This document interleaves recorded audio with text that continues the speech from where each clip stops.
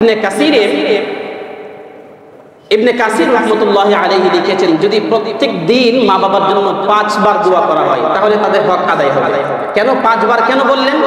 5 বার বলার কারণ হলো আল্লাহ পাক কুরআনুল কারীমে যেখানে নিজের ইবাদতের কথা বলেছেন সেখানেই মা বাবার প্রতি ইহসানের কথা বলেছেন, মা বাবার প্রতি অনুগ্রহের কথা বলেছেন, মা বাবার প্রতি সদাচরণের কথা বলেছেন। সুতরাং আল্লাহ পাকের বিধান হলো তোমরা 5 ওয়াক্তের নামাজ পড়ো। বান্দা যখন নামাজ পড়বে আর 5 বার মিনিমাম সর্বনিম্ন যখন মা বাবার জন্য 5 বার দোয়া করবে তখন সে যেন দোয়ার হকটা আদায় করে।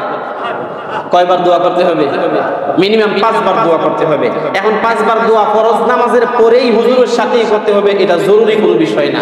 5 বার আপনি নামাজের আগে করেন, পরে করেন, যখন পারেন তখন করেন, হুজুরের সাথেই ইমামের সাথেই করতে হবে, এটা জরুরি না। হ্যাঁ, দোয়ার বিষয়টা যেহেতু আসছে একটু বলে ফেলি। নামাজের পরে দোয়া করাকে জরুরি মনে করা, দোয়া করতে হবে, দোয়া না করলে যাওয়া যাবে না, দোয়া এটা জরুরি বিষয়। এই দোয়াকে জরুরি মনে করলে দোয়াটা বেদাত হবে। দোয়াটা কি হবে ভাই? দোয়াটা বেদাত হবে। এই দোয়ার সাথে মুসল্লির আপনার কোনো সম্পর্ক নাই। আপনার ভালো লাগতেছে দোয়ায় শরীক হন, ভালো লাগে না চলে যান, অসুবিধা নেই। কিন্তু এটাকে জরুরি মনে করা যাবে না। কেউ যদি করতে চায় তাহলে করতে পারে। আবার হুজুরের সাথেই দোয়াটাকে শেষ করতে হবে, ইমামের সাথেই দোয়াকে শেষ করতে হবে, এটাও জরুরি না। যেহেতু দোয়া এটা নামাজের পরে জরুরি একটা বিষয় না। হ্যাঁ, দোয়া আছে নামাজের পরে, দোয়া করা যাবে। কেউ কেউ বলে একবারে হাত তোলাই যাবে না, তারা হচ্ছে উগ্রপন্থী। হাত তোলাই যাবে না এরকম না, দোয়া আছে, দোয়া করা যাবে, কিন্তু সবাই করতেই হবে বাধ্যতামূলক ভাবে, এটা জরুরি কোনো বিষয় না। যেহেতু এটা জরুরি না, এই জন্য আমি এতদিন প্রায় 3.5 বছর 4 বছর হয়ে গেছে মাসাল বলি না, আজকে বলতেছি। আমরা এটাকে আমলে পরিণত করার জন্য মাঝে মধ্যে দোয়া করব, মাঝে মধ্যে ছেড়ে দিব। আপত্তি নেই তো ইনশাআল্লাহ? জোরে বলেন আপত্তি নাই তো ইনশাআল্লাহ? কখনো করব, কখনো করব না, কখনো করব, কখনো করব না, কখনো যখন মাঝে মধ্যে ছেড়ে দিব। এর মানে হলো এটা বোঝাইতাম চাই এটা জরুরি কোনো বিষয় না। মাঝে মধ্যে করব এটা বোঝাইতাম চাই নামাজের পরে দোয়া আছে এই জন্য দোয়া করতে চাই। তাহলে যদি কখনো নামাজের পরে দোয়া না করা হয়, এই আপত্তি কেউ করবেন না যে হুজুরে যে আজকে দোয়া করলো না, দোয়া করলো না, কারণটা কি? কারণ এটাই যে মাসআলাই হলো দোয়া নামাজের পর এটা জরুরি কোনো বিষয় না। আল্লাহ পাক আমাদের সবাইকে সূক্ষ্ম বিষয়টা, দ্বীনের এই সূক্ষ্ম বিষয়টাকে বোঝার তৌফিক দেন, সকলে আমিন বলি। আসেন আম্মা আব্বার জন্য দোয়া করবেন। কোন বাক্যে? আল্লাহ পাক বাক্যটা শিক্ষা দিয়েছেন, রব্বির হামহুমা কামা রব্বায়ানি সগীরা, রব্বির হামহুমা কামা রব্বায়ানি সগীরা। মা বাবার জন্য দোয়া করা, দোয়া করার সুন্নত তরিকাটা বলি। দোয়া করার আগে ইস্তিগফার করা, আস্তাগফিরুল্লাহ আস্তাগফিরুল্লাহ আস্তাগফিরুল্লাহ, যে যতবার পারেন দোয়ার আগে ইস্তিগফার করেন। দোয়ার সময় হাত উঠালাম, হাত উঠিয়ে নবীজি সাল্লাল্লাহু আলাইহি ওয়াসাল্লাম হাত উঠানোর আগে নবীজির উপরে দুরূদ শরীফ পড়া, হাত উঠানোর আগে ইস্তিগফার করা, দুরূদ শরীফ পড়া। অতঃপর হাত যখন উঠাইলাম, হাত উঠানোর সুন্নত তরিকা এটা। এই যে হাত উঠানোর সুন্নত তরিকা, এইভাবে থাকবে হাতটা। অনেকে আছে, অনেক ভাই আছে হাত এইভাবে রাখা, হাত এইভাবে রাখা এটা সুন্নতের খেলাফ। এইভাবে না, হাত এইভাবেও থাকবে না। এবং অনেকে আছে হাতকে কখনো কখনো নবীজি সাল্লাল্লাহু আলাইহি ওয়াসাল্লাম কখনো কখনো এইভাবে দিয়েছেন, উপরের দিকে আল্লাহর কাছে চাইতে চাইতে হাতকে এভাবে উপরের দিকে তুলে দিয়েছেন। যখন আপনার মধ্যে দোয়ার মাধ্যমে আল্লাহর সাথে সম্পর্ক স্থাপন হবে, যখন আপনি মনে করেন যে হইতেছে, তখন হাত এভাবে উপরে উঠান। কিন্তু স্বাভাবিক পর্যায়ে হাত এই বুক পর্যায়ে বুক বরাবর থাকবে এবং হাতটা এভাবে থাকবে, যেন আল্লাহ পাক দিতেছেন আর আপনি গ্রহণ করতেছেন। এটা হলো দোয়ার সুন্নত তরিকা। এরপরে দোয়া শুরু করার প্রারম্ভে, দোয়ার শুরুতে প্রারম্ভে আল্লাহ পাকের প্রশংসা করা, আলহামদুলিল্লাহি রাব্বিল আলামিন বললে আল্লাহ পাকের প্রশংসা হয়ে যায়। আল্লাহুম্মা আনতাস সালাম ওয়া মিনকাস সালাম বললে আল্লাহ পাকের প্রশংসা হয়ে যায়।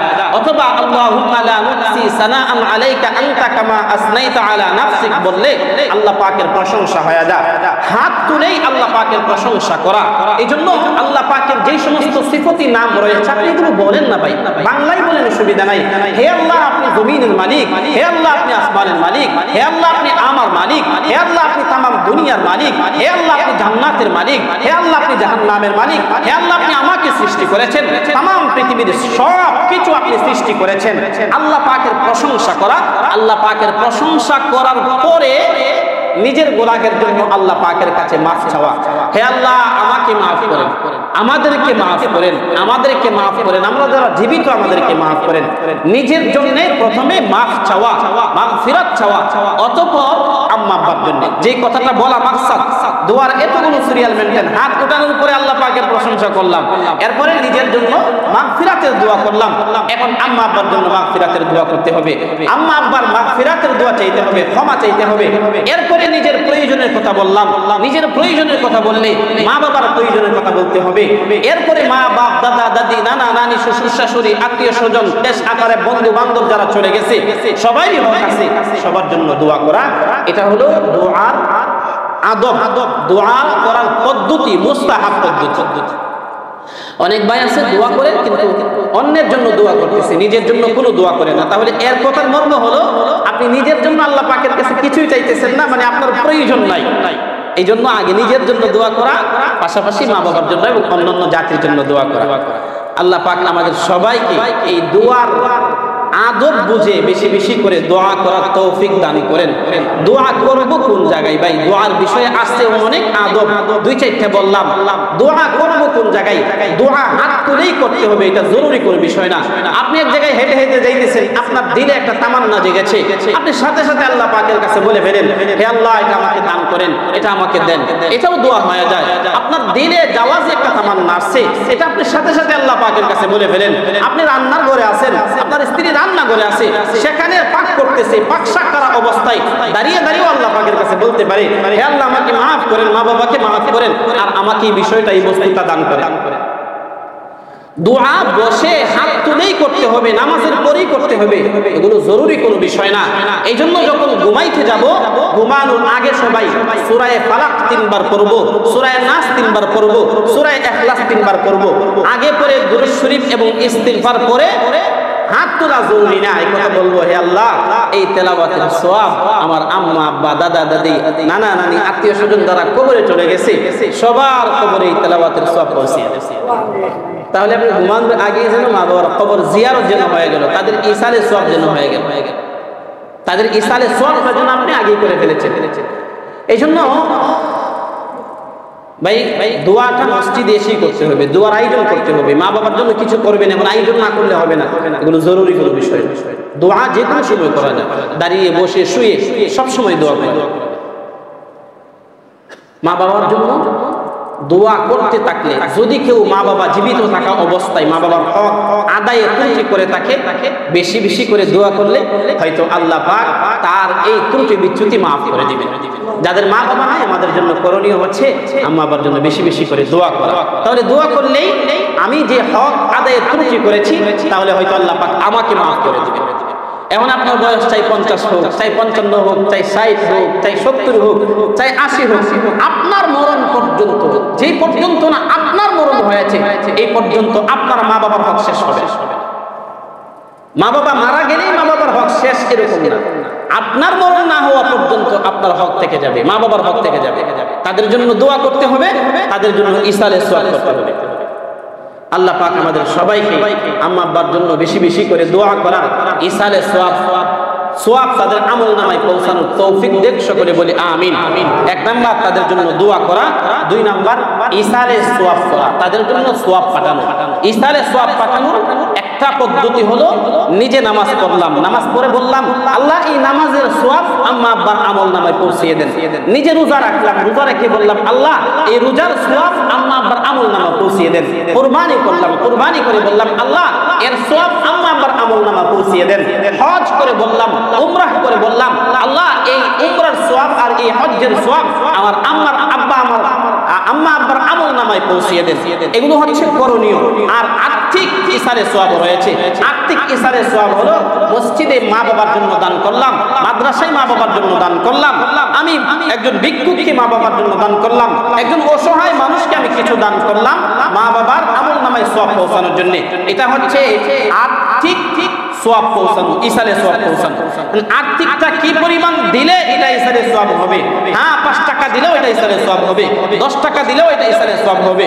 কিন্তু আপনি যখন খেয়াল করবেন যেই পরিমাণ টাকাটা দিলে পরে আপনার দিলে একটু হলে সদমা আসবে, একটু হলে কি ব্যথা অনুভূত হবে, টাকা তো অনেক হাতছাড়া হয়ে গেছে, একটু হলে টাকাটার প্রতি মহব্বত থাকবে, এই পরিমাণ দান করা। আচ্ছা আপনারাই বলেন, এখন পকেট থেকে 10 টাকা বের করা, 5 টাকা বের করলে কোনো কষ্ট হয়? এই 10 টাকা আর 5 টাকার মাধ্যমে কষ্ট হয় না।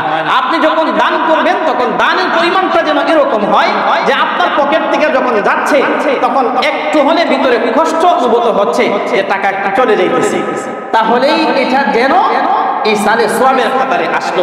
হ্যাঁ, আমরা আরেকটা যেটা করি ভাই, কেউ মারা গেলে 40 দিন পরে, 30 দিন পরে, 50 দিন পরে বিশাল বড় করে একটা আয়োজন করি। আল্লাহ সবাইকে মাফ করুক, সবাইকে আমলের তৌফিক দেন। আপনি মানবেন কিনা সেটা আপনার বিষয়, বলা আমার দায়িত্ব।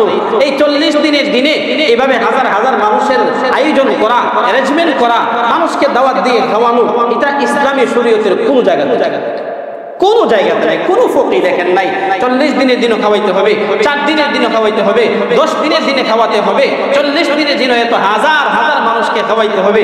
এগুলো কোন শরীয়তে, এগুলোর কোনো ভিত্তি নাই। বরং এভাবে দিন নির্দিষ্ট করে করা, এটা শরীয়তে লিখেছে, এটা ফিকার কিতাবে লেখা হয়েছে, স্পষ্ট বেদাত।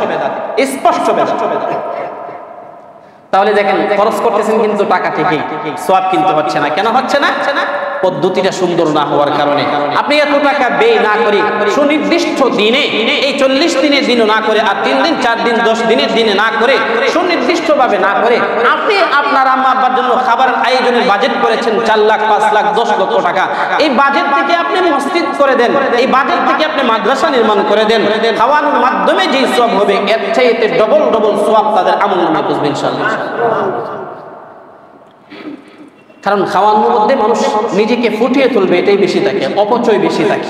খাবার দুষ্ত্রুটি ধরা হয়, খাবারে গেলে বহু মানুষ খাবারের অপচয় করে বিভিন্ন কারণে। ফুকাহায়ে কেরাম এটাকে বেদাত লিখেছেন। এটা থেকে বিরত থাকা, এভাবে ইসলামে সওয়াব হয় না। হ্যাঁ, যেটা আপনি করবেন খাবার, এটাও একটা ইবাদত। যেটা আপনি করবেন দিন নির্দিষ্ট না করে, দিনটাকে সুনির্দিষ্ট না করে, 40 দিন, 3 দিন, 4 দিন, 7 দিন, 10 দিন না করে, এমুক দিনে করতেই হবে এটাকে জরুরি মনে না করে, এত বিশাল বড় আয়োজন না করে, আপনার আম্মা আব্বা যে মারা গেল, আম্মা আব্বার নিকটস্থ আত্মীয় স্বজন, মা বাবার বন্ধু বান্ধব এবং মায়ের সাথে সম্পৃক্ত খালা মামা, এদেরকে, বাবার সাথে সম্পৃক্ত ফুফু চাচা, এদেরকে, এবং সমাজের 2 জন ভালো মানুষকে, সমাজের 2 জন গরিব মানুষকে আপনি আপনার সাধ্য অনুযায়ী অল্প পরিসরে যতটুকু পারেন আয়োজন করেন।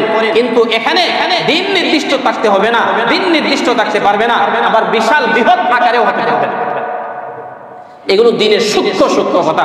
আল্লাহ তাআলা সব ভাইকে বুঝে আমল করার তৌফিক দেন। আজকে কয়টা বললাম? 2টা বললাম। মা বাবার 1 নাম্বার হক হলো মা বাবার জন্য দোয়া করা, 2 নাম্বার হলো মা বাবার জন্য ইসালে সওয়াব করা। আল্লাহ তাআলা আমাদের সবাইকে আমলের তৌফিক দান করেন।